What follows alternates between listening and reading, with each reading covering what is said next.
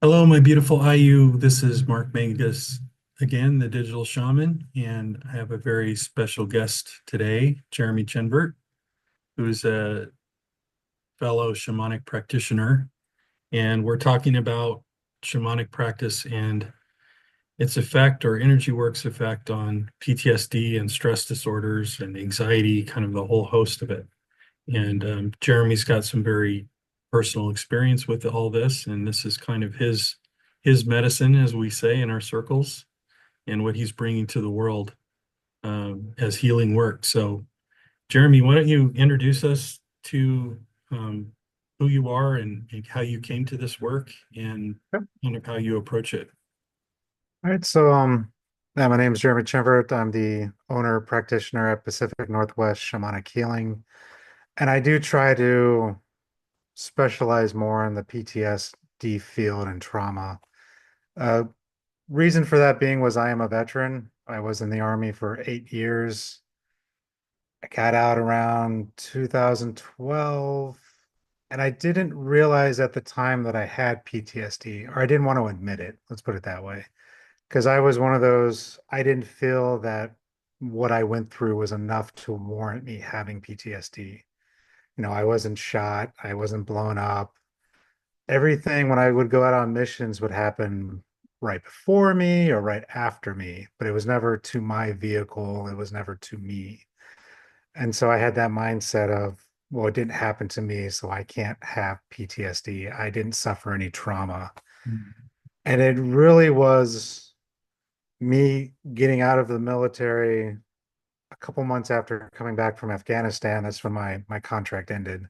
So I came back in July, August, and then you spend that time working your way to get out, doing all the paperwork, Mhm. turning in gear and all that stuff. And I was just angry all the time, and I didn't understand why. I was never an angry person.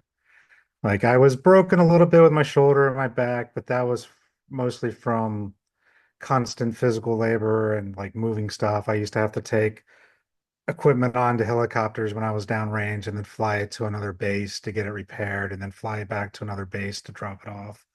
And so that took toll on me as well.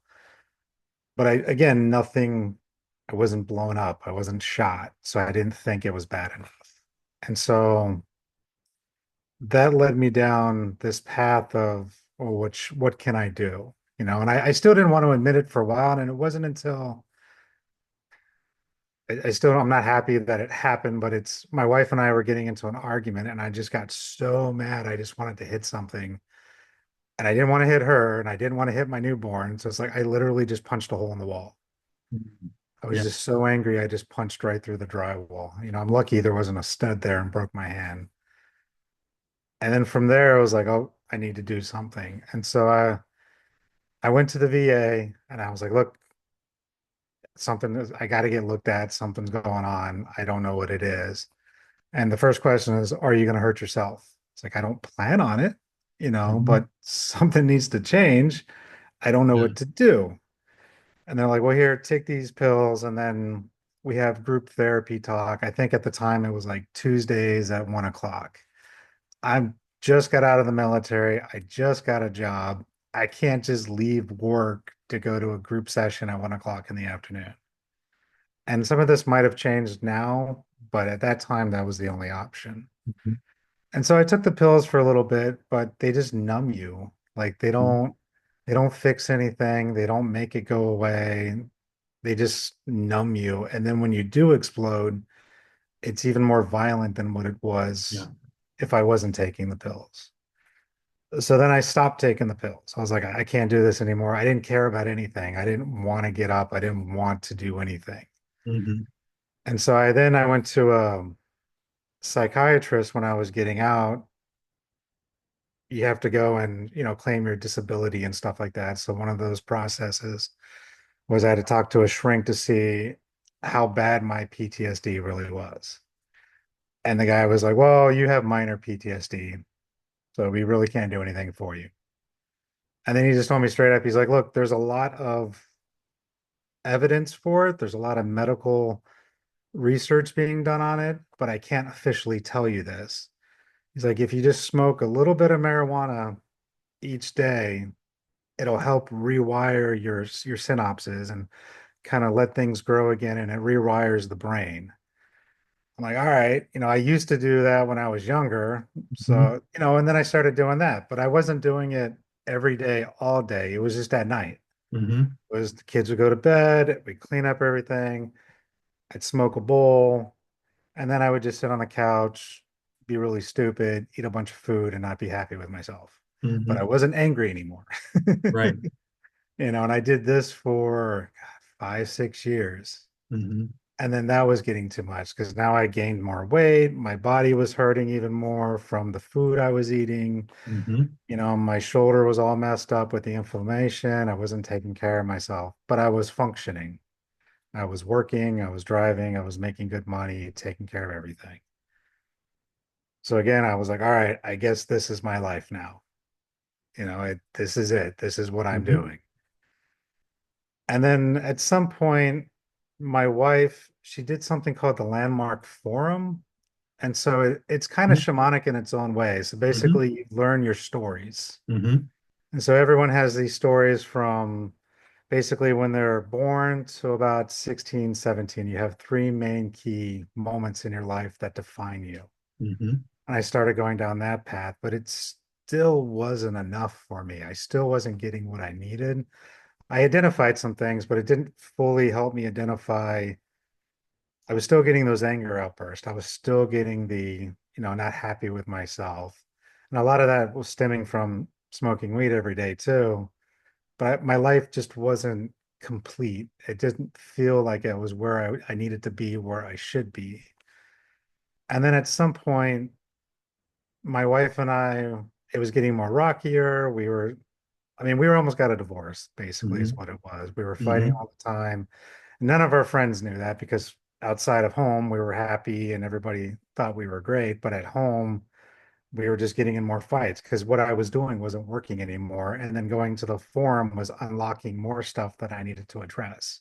Mhm. But they teach you a little bit how to address it, but it wasn't the same way as what I learned through the shamanic practices. Mhm. And so then and I still today cannot tell you what brought me to shamanism. I don't know.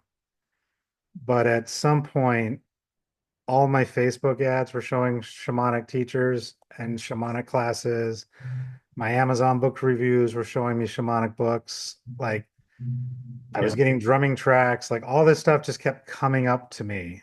And I still don't understand it. But at some point, and I had him as a guest on my show, but Paul Francis from England, he runs a shamanic school there. And I got the first three of his books, and I'm just going through them and I'm doing all the exercises. I'm like, oh, this is really cool. I wish he would do classes. And I'm looking at all these other classes, and they're out of my price range. I can't afford it. Mhm.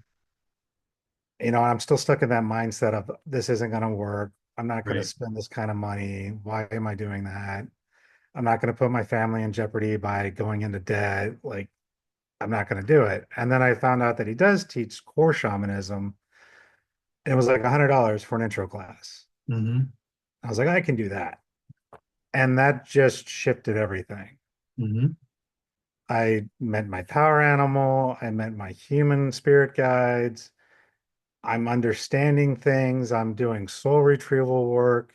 And this was all just in the format of core shamanism, not even the Andean stuff that we do Mhm. now. This was real basic stuff. And everything just started clicking. Mhm. And then suddenly a friend of mine, she comes to visit. She hadn't been over for a while. And she's like, yeah, I just did this ayahuasca retreat. It was great, blah, blah, blah. I'm like, oh, where did you go? I've always been curious. She's like, oh, just right down the road, next town over. This so and so does it. I'm like, all right, I need to do that. And then that just opened everything up. And the lady doing the ayahuasca retreat was also looking into working at the Four Winds. And I had mentioned that I wanted to go there, but I couldn't afford it. She's like, oh, they do scholarships. It's like, what? Yeah. She's like, you just sign up, call them, talk to them, tell them what you can afford, and they'll usually work with you. So I'm like, okay. And Wednesday, I set up the meeting for that Wednesday, filled out my application. 2 days later, they're like, yeah, you're approved. You'll start on Monday. I'm like, okay, I guess this is what we're doing. And really just that journey of just trying all these different things. Hmm. Again, shamanism itself isn't the final key for a lot of people. Like when I work with people, I look at the mind, the body, and the spirit because you have to look at the holistic approach for everyone. It's not just meeting your spirit guides, but it's, working on your body movement, releasing those somatic imprints Hmm. as well as the energetic imprints, and then using your breath work to reset the fight or flight. And so it's a three-prong approach that you have to really work with Hmm. people. And that's kind of what that is the process that I do now with people is that three-prong approach. It's, Hmm. just meeting your power animal isn't going to be enough, and just working on breath work isn't enough. You Yeah. need to utilize everything. So that's the long and short of my story. Yeah. Well, thank you for sharing that. It was very vulnerable and very powerful. And I'm sure a lot of it, people that are watching can relate to a lot of aspects of your story. I know I can. Didn't serve in the military, but I did uh, a stint in a men's group that was really more emotionally based than spiritually based for about 9 years, and that's kind of where I learned the peer counseling techniques that I use now. But a lot of veterans in that group, and I was younger then, and it really,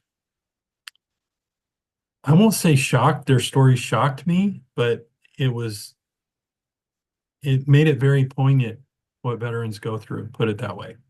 That it's not something that anybody taught, especially then. I mean, now it's a little bit different, right? But back then, 20 years ago, it was like you were stigmatized if you couldn't operate anymore, using the military term.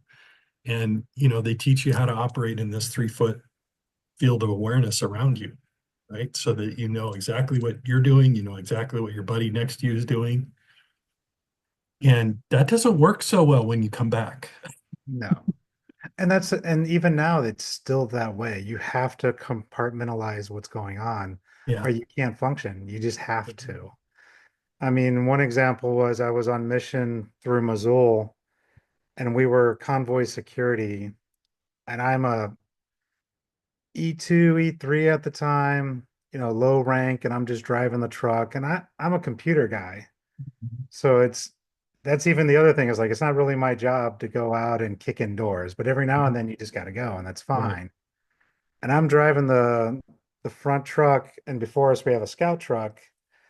We go up this hill, and it was before curfew and stuff. And this family's coming down in a Ford Focus, and the scout truck is basically like a SWAT car, the Mhm. ASV. It's got the back door that opens. It's got a gun turret on top, and it's coming up. And the Focus didn't see him in time, and they're trying to move, and they turn, and the ASV hits and literally just flies and rolls. And the gun turret is actually held on by like four little bolts. The gunner's in a cage. He flies out when the thing's spinning in the air and lands upside down. If he hadn't been wearing his helmet, his head would have been crushed. And unfortunately, one of the passengers in that car did die. And again, like I said, it happened before me, but it didn't happen to me. Mhm. And so you block that out and like, well, it is what it is. Right. We tried to take care of everything. We did all that stuff and did our best to get the chopper in to save the lady. Like we did all of that stuff that we were supposed to, but that stuff still sits with you, Yeah. and looking back on it now is like, somebody's mom died that day Yeah. by a stupid accident. There was Right. no gunfire. It wasn't a stray bullet. It was the driver didn't see us coming because of the way the hill was designed and Hmm. somebody died. Yeah. And it stays with you as we know now from the shamanic work that your body carries those Yep. memories. It's not just your psyche or your spirit, your body, it's actually a somatic thing, right? And it can cause disease if it's not adjusted or integrated or whatever word you want to use, right? But it's in your body, that stress, that PTSD, that anxiety. Yeah, even re talking, it's like it's coming back, and it's like, all right, Yeah, let it go. yeah. That's right. You got to figure out ways to let it go. But I want to pull a thread from your story, which Mhm. really is the nature of belief. What came through to me so powerfully as you were relating your personal experience was the role of belief. Because you said at some points, well, I don't believe that's going to work, and I'm not going to spend the money and things like that. But at some point, you started believing that this, whatever this is, was going to help you. Yep. Can you talk a little bit about that shift? Because I think that's something that a lot of people that are listening may have not gone through yet. And to be honest, it really didn't fully shift until I did my first journey. Hmm. So it even to the point of me signing up for this class, which at the time they were only live classes. So I was literally up at 2 o'clock in the morning here on the West Coast to take a class from England at 8 o'clock in the morning their time. And I something just told me you have to do this. And at that point, I was like, I don't know what else to do. Like, I don't even know if it was really me consciously thinking, well, this will save my marriage. This could save my life. It was, I don't know what else to do and I need to do Yeah. something. And so it wasn't until I did the first journey and then I met my power animal, which was monkey. And then I started researching what gifts the monkey brings, which was like, playfulness, family, taking care of each other, community. And Mhm. those were the things I was missing, Yeah. was that community. And that's the medicine that monkey brought to me was community. And then things just kept shifting after that. And Hmm. it really wasn't until that first time I did it that I believed that this works. And even my teacher was, because we asked, it was like, how much is this real? Is it made up? He's like, yes, you Yes, know, exactly. like 90% of it, 80% of it is probably just a way of your mind shaping it so that you can understand it. Right. But there's that 10 to 20% that you get shown something that is so useful to you and real that Yeah. you have no idea about it at all. Like getting shown a stone or a flower, something that you can use as medicine. And then when you look up the properties, it's exactly what you need. Hmm. Same with a power animal. It's exactly Hmm. what you need. And I've had so many clients who are like, I'm just letting you know, I don't believe in any of this. I was like, I don't need you to believe. I just need you to allow me to do it. Hmm. Like, and then the next session they come back. I don't know what you did, but it works. Hmm. I know. I don't know it either. Like, I'm still learning it. Like, I can't explain half the stuff that comes up for me in a session for clients. It is what it is.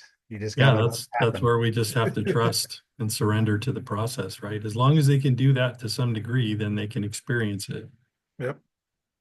I love what you said too about community because that's something that's like an aha or an epiphany that we share in my own journey of 12 years with physical chronic pain.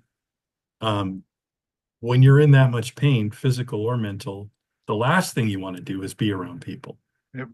We pull into our shell like a turtle and close the curtains, and we don't want to talk to anybody. And it makes it really hard on a relationship, let alone having a community or friends, right? Well, especially as men too, because we're Yes. taught that we're supposed to be the strength, we're the pillar, we take care of things. If somebody has to take care of us, now we're weak. Yeah. And take that even to the military side. We're the protectors. We're supposed to be the protectors. Politics aside of what's going on where and there, like a lot of people sign up because they believe in protecting their family or their country. Yeah. That's why they sign up. Yeah. Yes, there's a few that are bad, but 99% they're there because they believe in what they're doing. Right. And then they don't want to be that burden when they come back. They don't Yeah. want to be having to be taken care of by their family. And then that just breaks those relationships. Yeah. And that's part of the shift we have to go through in healing this kind of for lack of a better way to say it, stress disorder, whatever form it is, right?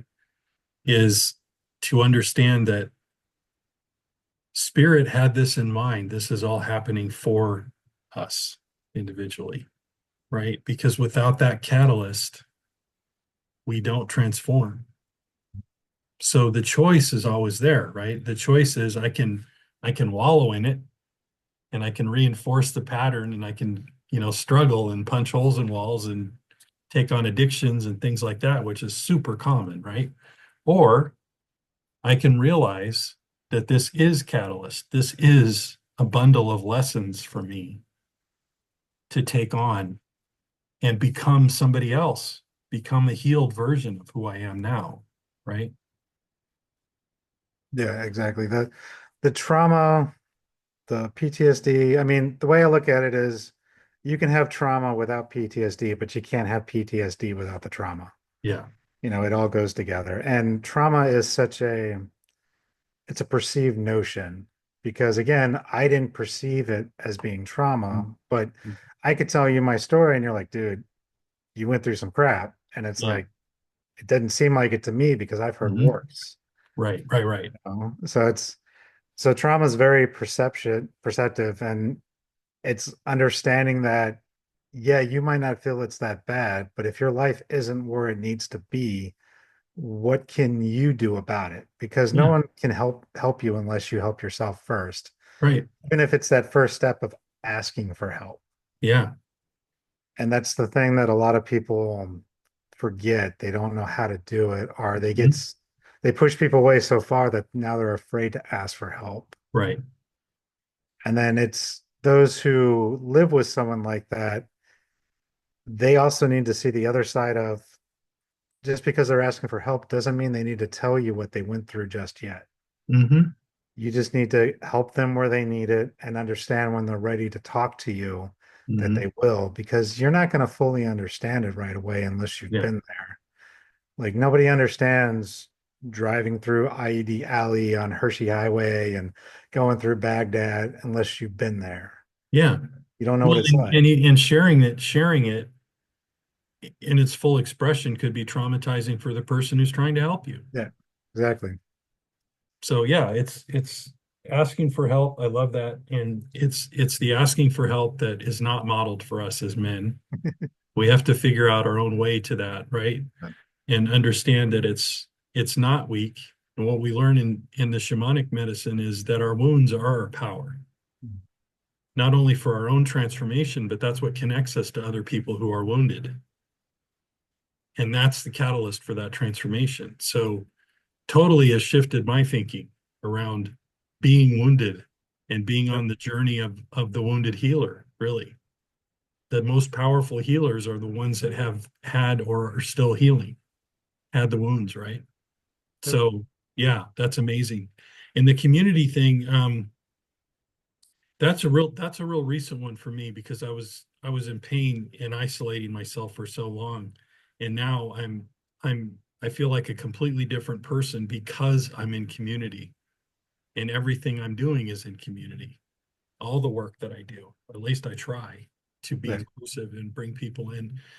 And I can tell you it's like a whole different lifestyle. I mean, I experience so much more joy and fulfillment and connection and all the things because I allowed that in. And that's the key is allowing, right? It's not something you seek or build or create or any of those, male energy words. It's just something that you allow Mhm. and it will come. No, I agree. And yeah, community is the most important thing. And then just kind of going back a little bit to using the shamanic practices, one misconception I get a lot is, well, I don't want to be a shaman. I don't want to be a healer. It's like, well, you don't have to be. You can do these practices, the journey work, finding your guides, and building that spiritual community along with your physical community Hmm. without ever being a quote unquote shaman. You don't need to Hmm. go through initiation rites. You don't need to get some healing on the top of a mountain from some great guru. That's cool if you want to, but you don't have to. You can use a lot of the same techniques and principles without that. And that's Yeah, one thing I try to get through people too, is you don't have to walk my path to get this healing. You can just take some of these techniques and do it on your own. right. It's really it's I'm so happy you brought that up because we're kind of going through that in the 12-week program that I'm leading right now is um, the lifestyle medicine aspect of it, right? It's how you live, how you eat, how you move, how you interact with people, how you treat yourself. It's really a process of becoming your own guru, is how I look at it, Yeah. using these techniques, and they're ancient techniques.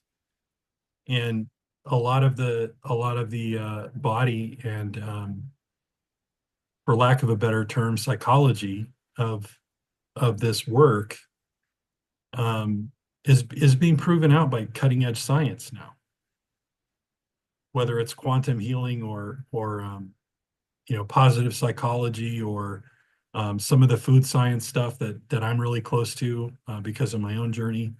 Um, these are ancient things, but they're being proven by modern techniques more and more. In lifestyle medicine, that term, you didn't even hear that term 10 years ago. And now it's mainstream. Yeah. And health insurers and health providers both are starting to understand how much less expensive it is to help people become healthy than treat disease. And so these big insurers that are in my technology job that I deal with these companies all the time because that's my focus. Some of them are doing some really surprising things because they're taking all the data they've had for decades on social determinants of health, for example, and they're doing things like building community farms and farmers markets in the middle of food deserts. They're finding ways to uh, home the unhomed in places where people often end up in an emergency room because of what they were exposed to in the environment because they didn't have a home. So how much more expensive is that?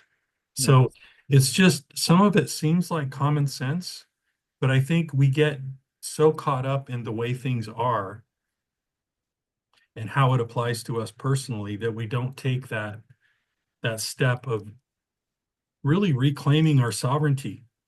We get to decide who we are and how we live, right? Even if you're at the lowest of the low, we see so many examples of people rising up from that level of injury and poverty and whatever things that they've taken on in their life, um, and start standing up for themselves. And they can do amazing things, incredible things.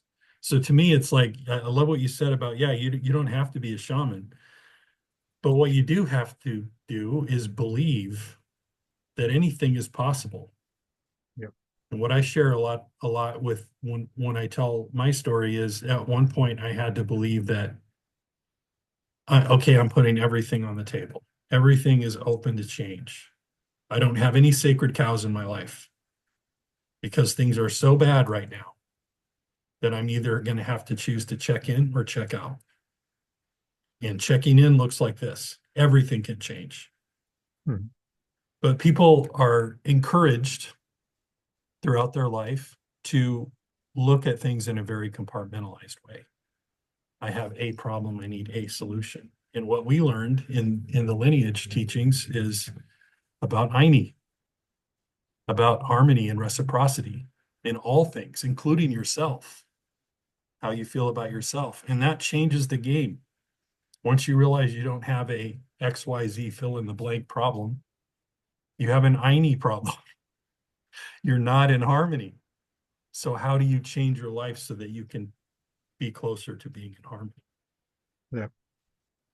Yeah, and you see that on a small scale, like you were mentioning just with the food and stuff, but you also see a lot of programs for like vets working on farms. And there's a lot of us that I've noticed we get out and it's like, well, we just want some land and we want to be left alone. And we'll start working with animals. Like I have a hobby farm too, but it's part of that just becomes a grounding mechanism that you don't even Yeah. realize you're doing it because now I'm working in the dirt, I'm working with animals, I'm outside in the sun. I'm not in some city being bogged down with reality. It's like everything's just peaceful and it's Mhm. quiet. And part of it was like me running away, but at the same time, I was running towards that balance. It was, Mhm. what do I need? And there's even a saying that every plant that you need to eat for medicine that can help you grows within 5 to 10 feet of your front door. You just Mhm. need to know what they are. And that could be anything from like dandelions to lemon balm, the chickweed, all sorts of plants will just grow. And then when you start looking at the medicinal properties of them, I was like, oh no, that's exactly what I need. Mhm. You know, my youngest son was having nightmares when he was younger, and we had lemon balm just growing wildly right in front of the house. Oh, dry it out, make some tea. He gets calmed down and he goes to sleep. Like the medicine you need is there and it's in nature. Yeah. We just got to look for it. Yeah, 100%. We've been encouraged for so long by, and I'm not, this isn't a blame thing. This is just the consensual reality that we live in. Yeah. We're encouraged to give our consensus to these notions of separation, and that we need a middleman in between us and our experience of the divine or experience of nature. And we don't. Part of reclaiming your sovereignty is to doing exactly what you just described, which is realizing that Mother Earth, Pachamama, is given us everything we need to be deliriously happy and exuberantly healthy. And we don't need a middleman. Yeah, and that's not to say, you know, you break your leg, obviously go see a doctor. There are Sure. some things where you need doctors, but yeah, I agree 100% of if we're in Aini, if we're balanced, if we're completely where we need to be, mind, body, spirit, you really don't need to go to the doctor. You really don't need a lot of things. Like I haven't been to a doctor in years just because I haven't needed one. Mhm. I get sick maybe once a year for a day or two and then I'm done. Yeah. Like, and that's just from taking care of myself physically, mentally, you know, everything. Doesn't make me better or worse than anyone. It's just making sure that I stay in that balance. Yeah, it's really focusing on and embodying, allowing in. Really, it's the trust and the surrender again, allowing Aini in. It's not something you create, it's something you allow, right? It's all around us. Yeah. The natural state of the universe is Aini, but we block it. We convince ourselves that no, it's got to be this way and it's got to look like this and be this timing and cost this much and taste this good and whatever. We put all these things on it, right? So we see it through filtered glass. But once we start letting it in, we can start experiencing this exuberance. And I can tell you, I had a really interesting experience the other day. Everybody was getting sick, and I usually don't get sick. And part of the program that I've gone through of rebuilding my gut flora and everything, my immune system is just very robust, put it that way. And I started feeling sick, like I had a cold. And I went, oh, okay, I have a cold. All right. And just kind of accepted it. And it literally was gone in 4 hours. The next morning, it was like I never was sick, and I had a runny nose and feel achy and the whole thing. But it's the difference between your perception of how you identify with that. Like between someone saying, "Oh, I get sick every year. I get this cold every year in January," right? You're programming yourself, and that's relates to stress too. It's like it becomes part of your identity, the anxiety, right? And as horrible as it is sometimes, there's a fear in there about who am I if I'm not that? What if I let go of that? Then who am I? Yep. And it's almost like I'd really love to get your perspective on that, because it's almost like denying your own lived experience in a way. It's like, hey, I went through this shit and it's made me who I am. And that's part of my identity. I'm strong. I survived it, right? But what if you let it go? Yep. Then who are you? Yeah, and that's hard for people to grasp because I call it desire work. And so it's, you know, what is it that you're truly after? So the example I give a lot is like, I want to lose 20 pounds. Okay. Why? Is it Mhm. just because you feel you need to be healthy? Is it because you're looking at TV and everybody looks like these beautiful supermodels and you don't feel like you belong? Do you really just want attention from your father, let's say? Maybe your dad always said you were fat growing up. So now if you lose these 20 pounds, your dad will love you. So now is it really about love? Mhm. You know, instead of self-worth, Is it just about love? And then if you take, oh, I have PTSD, this is why I act this way. Well, what do you get out of that? Are you getting attention because you're always drinking all the time and causing trouble? And I don't know, maybe you get arrested weekly, fight with your wife. Maybe that's the only time when you're fighting with your wife or your husband or whoever that you truly feel engaged in something, because the rest of the time you're blocking everybody out, Mhm. and you're ignoring the world. So maybe that one time, maybe you're constantly getting drunk just so you can engage with somebody. You have to go to the bar and drink, and that's when you start fighting, but Yeah, you're engaging. So right. you're doing it the Without wrong being way. triggered, right? You're Yeah. engaging without being triggered, right? Yeah. But, so what is it you're really after? So you want that contact, you want that engagement for that example. So it's finding out what it is that you really want with your life, and then let's figure out how to get you there.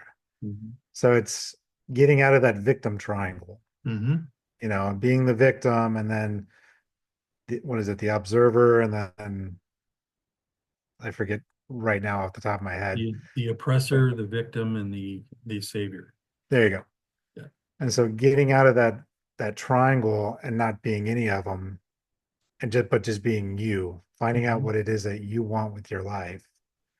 And it could be, I just want the nightmares to go away so that I can move on. Yeah. That's a good start. Okay. So let's not numb the pain with alcohol or drugs. Let's figure out another way to help you release those triggers. And that's a lot with this work.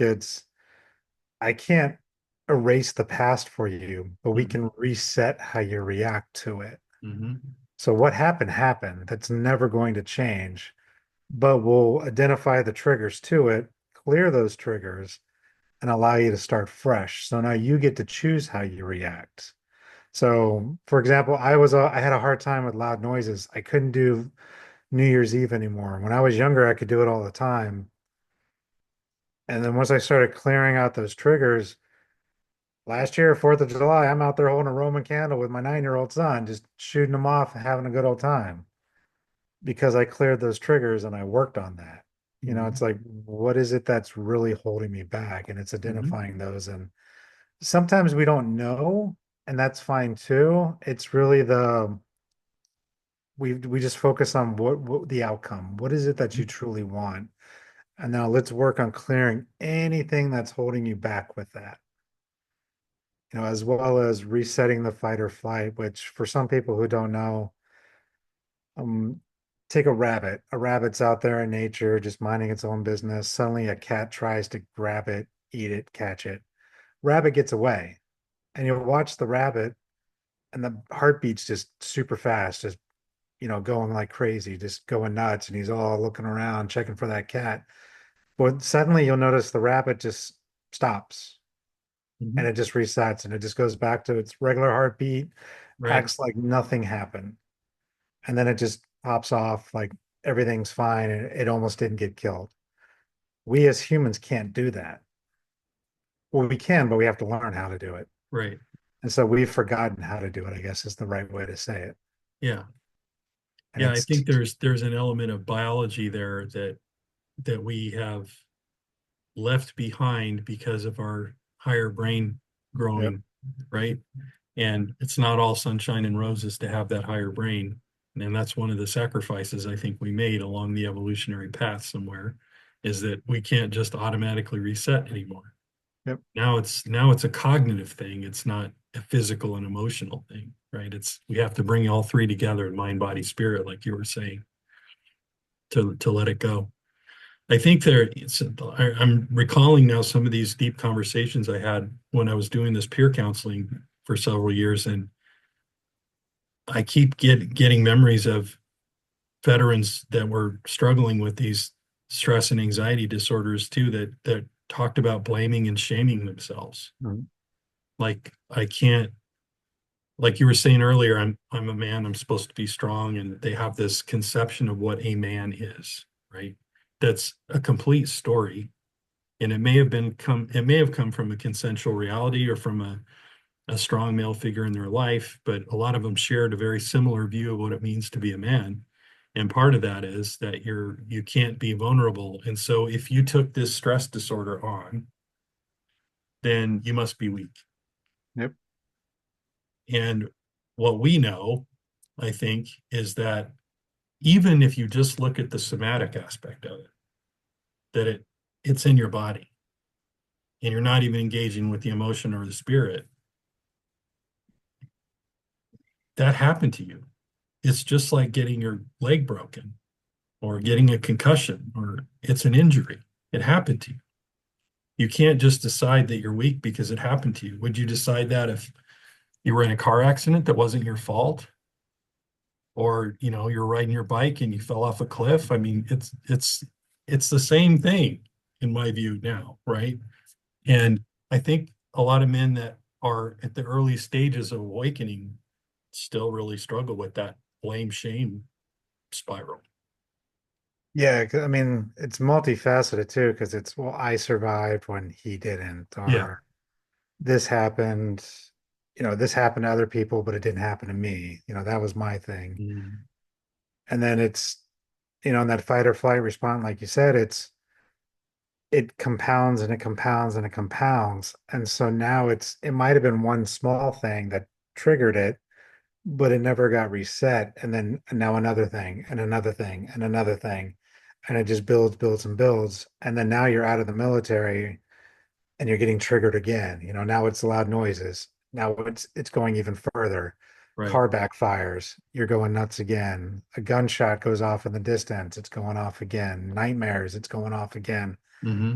And sometimes I'll have to work with somebody 2 or 3 sessions and also teach them how to do it on their own, but they'll be at like 150% and I'll get them down to like 120. Then they'll come back and they're 130. Then we get down to 90. They'll come back, it's 100. Then we'll get them down to 50. And it takes time to get a fully good reset for some of these people because Hmm. it has been going on for so long. Yeah. And it's hard until you recognize it and realize that, oh, this is what's going on. Hmm. This is how I can take control. You're just constantly living in that state, and it's hard. Yeah. And it's also insidious. You don't realize the other thing that was coming to me is you don't realize necessarily all the ways that it affects your life. Mhm. And let's say that let's leave drugs out of it for a minute because we all know what happens when you take drugs for this stuff, right? You numb out and it changes your personality and all that. But let's say that's not part of the picture. Still, whether it's anger or sadness or intense fear-based anxiety, whatever it is, you're not living your full life as who you are if there's always that screen in front of you determining your reactions to things. And you are reacting to Hypervigilance. things. You're not responding mindfully, you're reacting. And that takes a tremendous amount of energy for one thing, but it also is one of those things that pushes and drives people away. And if they're not aware of what's happening, it makes them change their opinions of you. Right? Oh, he used to be a nice guy. Now he's an asshole, right? It's like, well, there's a little bit more to it than that, right? Well, it's that hypervigilance, and Yeah. it's you're constantly stuck in that state of either looking around, making sure nothing's coming, picking that seat at the restaurant. I used to walk in every store I'd walk in, I knew where all the exits were. I knew who was where, what was going on. And if there was a threat, a possible threat, I could kind of point them out, and it's like I was looking for it. I'm not afraid of guns or anything, but if I saw someone carrying, I paid attention because what happens if they go nuts? And Mm-hmm. I'm pro guns. I have guns, I hunt and all that stuff, but I was still mindful because now I'm seeing a weapon, Mm-hmm. that kind of thing. And they weren't doing anything but shopping, Sure, right. but I see the weapon. We go to a restaurant. I'm sitting in a spot where I can see everything that's in the restaurant just in Mhm. case. I don't know what I would do, but just in case. Right. And you're just constantly just aware of everything. And it just like you said, it wears you down. It makes you tired. It makes you grumpy, makes you angry, makes you sad, depressed. Your emotions are just roller coasters. And then your loved ones are like, "What's wrong?" Well, I can't talk to you about it because you don't understand. Right. Oh, you don't love me enough to talk to me about it. Why won't you just share with me? I don't understand why you can't just tell me what happened. It's like you said, you don't want to know what happened, maybe for some of these Yeah. folks. Or maybe I can't express fully what happened because I Yeah. don't know what happened. Yeah. Well, and to be fair, a lot of these men and women that come back from service, they didn't learn it in their life before service, and they Yeah. certainly didn't learn it in service how to express Yep. to a I person definitely that did doesn't not. have the same lived experience, or what's the language that I use? Because obviously you don't have to tell them the horrific thing that you went through. But if you don't, then what language do you use to kind of express how you're feeling about it?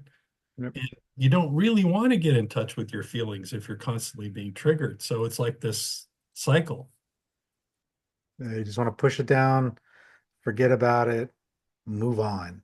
But Yeah. you can't because it's still there, regardless if mentally you want to think about it or not. And that's the thing I like about our work too, is we don't have to make you relive everything. Yeah. Like with some talk Important point. therapy, yeah, some talk therapy, you bring it up, Yeah. you have to relive it, you have to work through it, and that can be just as traumatizing for people. Like Hmm. stuff will come up in this work, but it's not quite the same way. Yeah. I'm not sitting there going, okay, tell me what exactly happened to you on this date, and we're going to clear that. No, I Right. don't.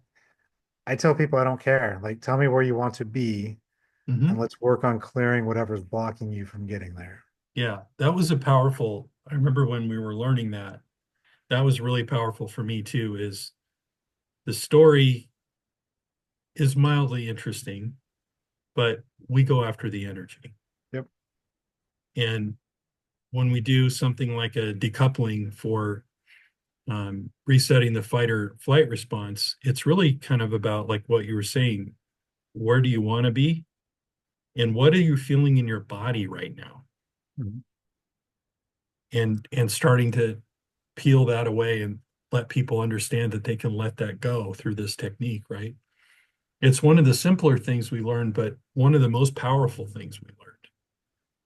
I'm still, after having done it dozens and dozens of times with people, I'm still very surprised sometimes at the intensity. Especially somebody who's never had a Yep. decoupling before, um, how much it releases and how much they experience. And sometimes they want to process afterwards for two or three times the amount of time the actual decoupling took, because so much came up for them. But I'm saying all that to say that there's a lot there to Mhm. unpack, right? And talk therapy doesn't cut it, in my view. And a lot of people that I've spoken to over the years that have gone through these peer counseling and the shamanic work and lots of other things, most of them have tried it. Yep. And I'm not saying it doesn't work for everybody or anybody. It does work for some people, but a lot of people, it doesn't get to the core of that wound and Yeah. allow you to release it safely, right? Yep. And sometimes it's just not enough. I mean, I don't want to discount the people who do talk therapy and those who have been through it. It does work for some people. That's why it's Mhm. a constant thing that people do. But it doesn't work for everyone because they don't have the rest of their stuff situated properly. Yeah. So, it might work for someone perfectly to work through it because they're maybe they already have a spiritual Mhm. connection. Right. Maybe they're very religious. And when I say spirit, it's like it doesn't matter if you want to work the shamanic way and travel the different realms and meet your guides there, or if you follow a Muslim or Christian belief, Mhm. wherever your spirit takes you, that's Yeah. fine. It doesn't matter what you believe in, but Yeah. it's having some sort of, I don't even like to really use the word faith, but some sort of connection with Yeah, spirit. it's an engagement, it's a connection, it's a relationship, right? Yeah. It's part of that. It's a critical and often overlooked part of that mind, body, spirit triangle that that I believe very strongly and passionately that that is the path to healing. Yep. But like you're saying, the spirit looks different for everybody. There's a ancient Chinese saying, I don't know if it was Lao Tzu or another philosopher, but that there are 1,000 paths to God. Yep. And I believe that. And I think that the beautiful thing that I learned about shamanism that really resonated with me early on is that it's not a religion, and in fact, it's a belief system that's self-deconstructing. They tell you that as soon as you start to identify too much with your story, whether it's good or bad in your discernment, it's time to put it in the fire because it's only a story. Yep. You are a divine, luminous being having a mortal experience. Yep.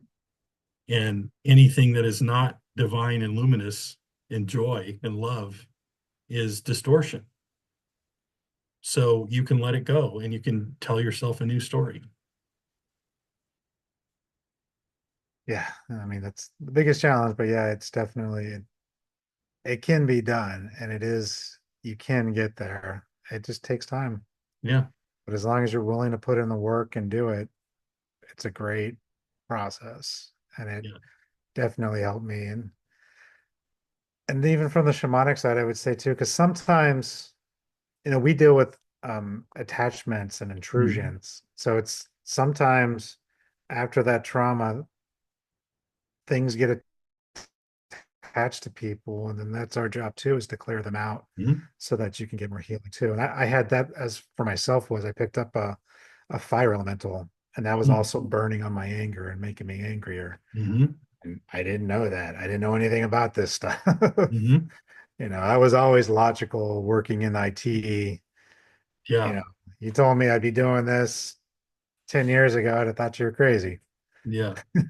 So same here. Yeah. I was always, in technology and science. I was trained as a physicist, ended up going into IT. And even, yeah, 5 years ago, if you told me I'd be doing what I am now, or if you told me that I would be living even on a personal level, not the shamanic stuff, but if I was be living this way and have this level of health and having the experiences I'm having with relationships and connections with people, I would have thought that there's no way.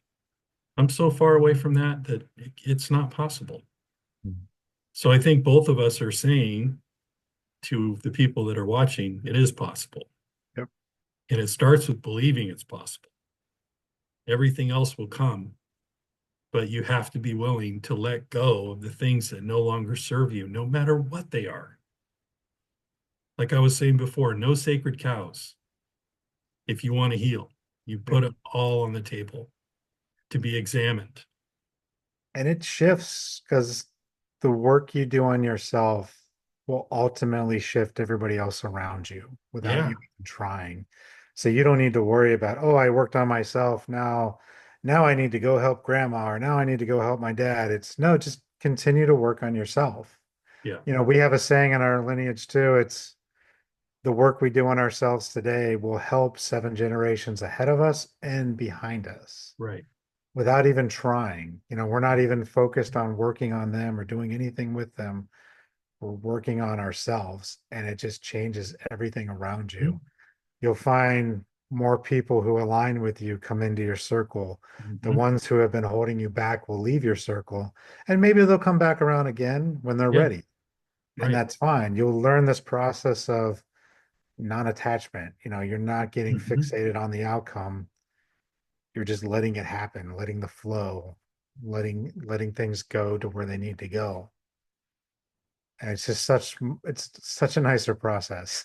Yeah, Like, couldn't agree more. I've been saying that a lot lately that my current work on myself, I feel like I'm in the river and I'm, it's not that I'm seeking the right current, but I can tell when I'm in the right current. And it's more about releasing and allowing than finding or seeking, right? It's just letting the flow happen. And you can feel it. And the more you feel it, the more you want it. And paradoxically, it's about doing less and being more. And that's a real hard one for us men and us breadwinners and providers and career people, and because we've always done the opposite. Yep. We gotta make it happen, damn it. We gotta go build it. Nobody's coming to help us. We gotta do it, right? And yet all of this work is so much about releasing and allowing and surrendering and being, embodying the energy, right? Allowing Yep. it to happen, allowing it to flow through us. So yeah, it's great to talk to you about this stuff. And we covered a lot of ground. Oh yeah. And I hope our viewers have enjoyed it and maybe got some ideas about some things that they'd like to work on. Jeremy and I are both available. Um, there's some overlap in our thinking and some of what we do, but we definitely have our own strong medicine about healing based on our own journeys. So I encourage you to, contact us if you want to do some of that work. No obligation. We're always available to talk and see if it's Questions are always good. Yeah. yeah. So with that, I thank you, brother, Thank you. and I thank all of our IU who's watching this, and we leave you with love and Aini.